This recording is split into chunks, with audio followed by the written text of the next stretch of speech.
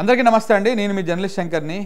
కొడంగల్ నియోజకవర్గానికి తాగునీళ్లు సాగునీరు కొడంగల్తో పాటు నారాయణపేట మక్తల్ నియోజకవర్గానికి మొత్తం 3 నియోజకవర్గాలకు సాగునీరు త్రాగునీరు అందించడం కోసము నారాయణపేట కొడంగల్ లిఫ్ట్ను తీసుకొచ్చింది. గతంలో కేసీఆర్ గవర్నమెంటే ఈ స్కీమును తీసుకొచ్చినప్పటికీ తర్వాత బీఆర్ఎస్ గవర్నమెంట్ దిగిపోయిన తర్వాత రేవంత్ రెడ్డి గారు ముఖ్యమంత్రి అయిన తర్వాత కొంత దీన్ని సొంత నియోజకవర్గం కాబట్టి కొంత ప్రతిష్టాత్మకంగా తీసుకొని దాన్ని ఇంకా కొంత పెంచుకొని దాన్ని మళ్ళీ అంటే దాన్ని పరిధిని పెంచుకొని దాని కాస్ట్ను కూడా పెంచి ఫస్ట్ స్టార్టింగ్లో 1500 కోట్లు అన్నారు. ఇప్పుడు దాన్ని 4500 కోట్లకు చేశారు. చాలా రెట్లు పెరిగింది.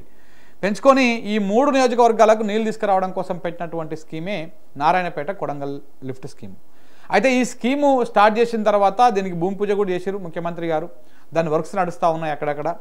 అయితే దీనికి సంబంధించి భూసేకరణ కార్యక్రమము ప్రభుత్వానికి కొంత ఇబ్బందికరంగా మారింది.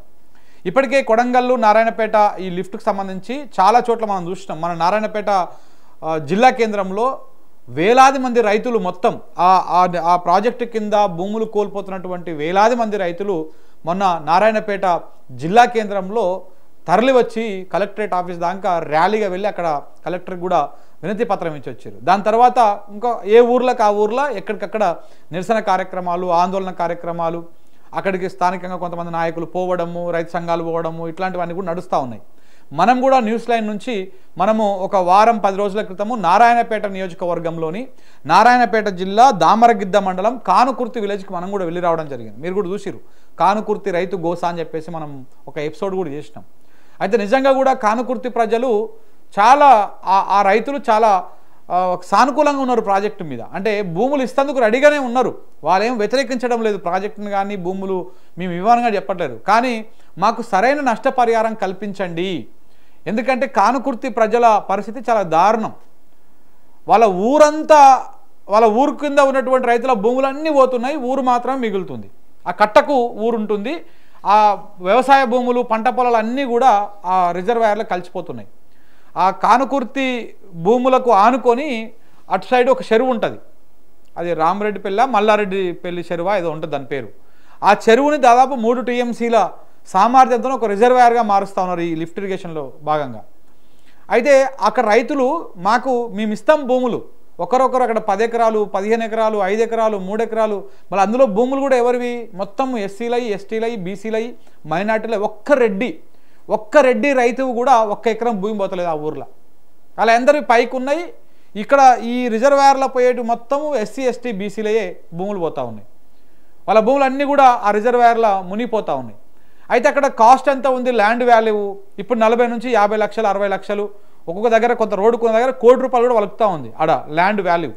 కానీ 14 లక్షలు ఇస్తాము 10 లక్షలు ఇస్తామని చెప్పేసి స్థానిక షాడో ఎమ్మెల్యేగా బిహేవ్ చేస్తున్నటువంటి శివకుమార్ గారు పర్ణికరెడ్డి వాళ్ళ మేనమామ మేము 10 లక్షలు ఇస్తాము 14 లక్షలు ఇస్తాము మీరు కాదు కూడదంటే ఎట్లా తీసుకోవాలని అట్లా తీసుకుంటాం మేము ల్యాండ్ పూలింగ్ చేస్తాము చట్టాన్ని బలవంతంగా ప్రయోగిస్తామన్నట్టుగా రైతులను బెదిరించే కార్యక్రమం చేస్తూ ఉన్నారు. ఈ నేపథ్యంలో కానుకుర్తి రైతులందరూ కూడా ఒక్కతాటి మీదకి వచ్చి మీరు 40 లక్షల రూపాయల నష్టపరిహారాన్ని ఇవ్వండి ఎకరానికి మేము భూమి ఇస్తాం, లేదా మా భూమి ఎంత తీసుకుంటారో అంత భూమిని బయట మాకు చూపించండి మేము భూమి ఇస్తాం. మేము భూమి ఇవ్వమని చెప్పట్లేదు. మా ఊర్లో ఉన్నటువంటి పంట పొలాలు పోయినా సరే కింద కొన్ని వేలాది మంది రైతులకు అది ఉపయోగపడుతుందంటే మేము ఇస్తాం. కాకపోతే మాకు నష్టపరిహారాన్ని సరిగ్గా ఇవ్వండి. మమ్మల్ని మొత్తము ₹1 కోటి భూమిని మీరు 10 లక్షలు ఇస్తాం 14 లక్షలు ఇస్తామంటే ఏం చేసుకోవాలి మేము? మా కుటుంబాలు ఆగమైపోతాయి, మాకు వ్యవసాయం తప్ప ఇంకొక పని రాదని చెప్పేసి వాళ్ళు ఆందోళన చేస్తూ ఉన్నారు. అయితే నిన్న అక్కడికి వెళ్ళారు కొంతమంది అధికారులు అక్కడికి వెళ్ళి భూ సర్వే చేస్తూ ఉన్నారు బలవంతంగా. ఎక్కడి నుంచి ఎక్కడి దాకా కట్టేయాలి ఏ భూములు పోతాయని చెప్పి సర్వే చేస్తూ ఉంటే ఆ సర్వే చేస్తున్నటువంటి అధికారులను వాళ్ళు మొత్తం ఊర్లోకి వచ్చినటువంటి అధికారులను అందరినీ కూడా అడ్డుకొని వాళ్ళు అక్కడి నుంచి ఎలగొట్టేసారు. మీరు మా దాని మీద ఒక క్లారిటీ ఇవ్వండి, ఎంతవరకు భూమి పోతున్నది ఎంత ఇస్తారు మీ నష్టపరిహారం అది క్లారిటీ ఇచ్చి మీరు సర్వే చేసుకోండి మేము సహకరిస్తాం. దానికంటే ముందు మీరు గ్రామాలల్లో గ్రామ సభలు నిర్వహించి రైతుల నుంచి అభిప్రాయాలు తీసుకోండి. గ్రామ సభలు నిర్వహించండి ఫస్ట్ నిర్వహించి మీరు రైతుల నుంచి అభిప్రాయం తీసుకొని రైతులకు న్యాయం చేసి మీరు సర్వేలు చేయండి, మీరు భూములు తీసుకోండి, మేమేం అభ్యంతరం చెప్తలేమని చెప్పేసి వాళ్ళు చెప్తాం. నిన్న అధికారులందరూ అక్కడికి పోతే అధికారులను తరిమేసిరు అక్కడి నుంచి స్వచ్ఛందంగా బహిష్కరించేసిరు మొత్తం. మీరు రావద్దని చెప్పేసి అడ్డుకున్నారు. అలాగే వీళ్ళకి ఇవ్వాలి, దాంతోపాటు ఇంటికి ఒక ప్రభుత్వ ఉద్యోగం ఇవ్వాలి. 100% వాళ్ళ డిమాండ్లో ఏమీ అన్యాయం లేదు, వాళ్ళ న్యాయమైనటువంటి డిమాండ్లే. వాళ్ళ సర్వస్వం పోతా ఉన్నది, అందులో ఒక ఇల్లు మాత్రమే మిగులుతున్నది, భూములన్నీ పోతూ ఉన్నాయి. మరి భూములంతా పోయిన తర్వాత ఏం చేసుకోవాలి? ఇంట్లో వాళ్ళ నాయన, వాళ్ళ అమ్మ, వాళ్ళ పిల్లలు వీళ్ళందరూ కలిసి ఆ వ్యవసాయం మీదనే ఆధారపడి ఉంటారు ప్రతి కుటుంబంలో. మరి ఎట్లా బతకాలి? ఇప్పుడు ఒకవేళ వాళ్ళు 40 లక్షలు లేకపోతే 40 లక్షలని డిమాండ్ చేస్తారు, కనీసం 20-30 లక్షలు ఇచ్చినా కానీ ఆ 20 లక్షలు పెడితే బయట 7 ఎకరం భూమి దొరకట్లేదు.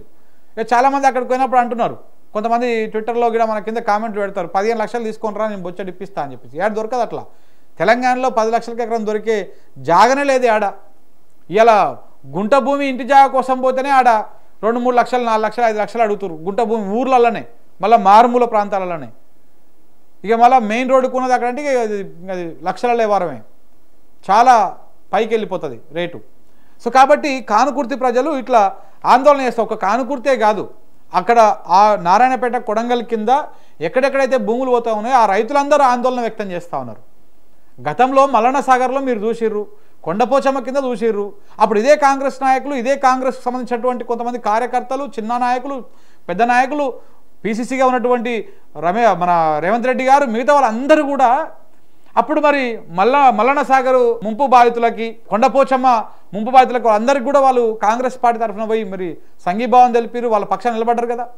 అప్పుడు మీరు ప్రతిపక్షంలో ఉన్నారు కాబట్టి పోయిరు, సంఘీభావం తెలిపారు, వాళ్ళ పక్షాన్ని నిలబడ్డారు, ప్రభుత్వం నుంచి నష్టపరిహారం గట్టి ఇప్పించడం కోసం ప్రయత్నాలు చేశారు. మరి ఇప్పుడు ఎవరైనా అక్కడికి పోతే ఇద్దరి మీద రాజకీయం చేయొద్దు, మా నారాయణపేటకు నీళ్లు రావద్దా, మా కొడంగల్కు నీళ్లు రావద్దా అని చెప్పేసి కొత్త కొత్త షాల్తీలన్నీ బయటకు వచ్చి మాట్లాడుతూ ఉన్నాయి. రావద్దని ఎవరు చెప్పడం లేదు. ఆ రైతులు కూడా చాలా గొప్ప మనసుతోటి మేము ఇస్తామని చెప్తున్నారు. ప్రభుత్వానికి 1500 కోట్ల నుండి 2000 కోట్లని 4500 కోట్లకు మార్చడానికి ఎస్టిమేషన్ పెరిగింది. 200 కోట్లు 300 కోట్లు ప్రభుత్వానికి కాదనుకుంటే వాళ్ళకు న్యాయం జరుగుతుంది కదా, ఆ రైతులకి అట్లా న్యాయం చేయొచ్చు కదా. అక్కడ పోయినప్పుడు అదే అభిప్రాయాన్ని చెప్తా ఉన్నారు ఆ రైతులు కూడా.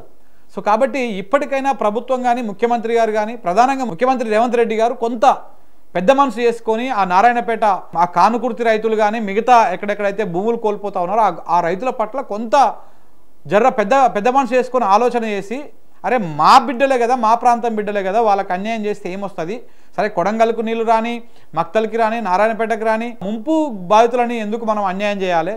నిజంగా కూడా ఎవరైతే నిర్వాసితులు ఉంటారో, ముంపు బాధితులు ఉంటారో వాళ్ళు నిజంగా దేవుళ్ళ కంటే ఎక్కువ వాళ్ళ సర్వస్వాన్ని కోల్పోయి ఆ కింది ప్రాంతాలకు నీళ్ళు ఇస్తూ ఉంటారు. వాళ్ళు ఎవరు ఒప్పుకోరు. నీళ్లు కూలగొట్టి మిగతా వాళ్ళకు ఇండ్లు కట్టిస్తా అంటే ఎవరు ఒప్పుకుంటారు చెప్పండి? ఎవరు ఒప్పుకోరు. కానీ వాళ్ళు ఒప్పుకుంటున్నారు వాళ్ళ భూములు ఇవ్వడానికి.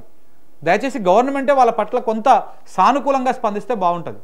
బెదిరింపు ధోరణి, ఎవరన్నా పోయి వాళ్ళ పక్షంలో పడితే వాళ్ళ మీద ట్రోల్స్ చేసుడు, రకరకాల ఇబ్బందులు పెట్టుడు, ఇట్లాంటివి కాకుండా కొంత వాళ్ళ గురించి ఆలోచించండి. ఇక్కడ మా గురించో లేకపోతే ఇంకొకరి గురించో కాకుండా వాళ్ళు కూడా కొడంగల్ ప్రజలే, ఆ ప్రాంతం సంబంధించినటువంటి బిడ్డలే కాబట్టి ఆలోచిస్తే అటు వాళ్ళు బాగుపడతారు, మీకు కూడా ఏ ఇబ్బంది లేకుండా, ఏ ఆటంకం లేకుండా ఆ ప్రాజెక్టు ముందుకు పోతుంది.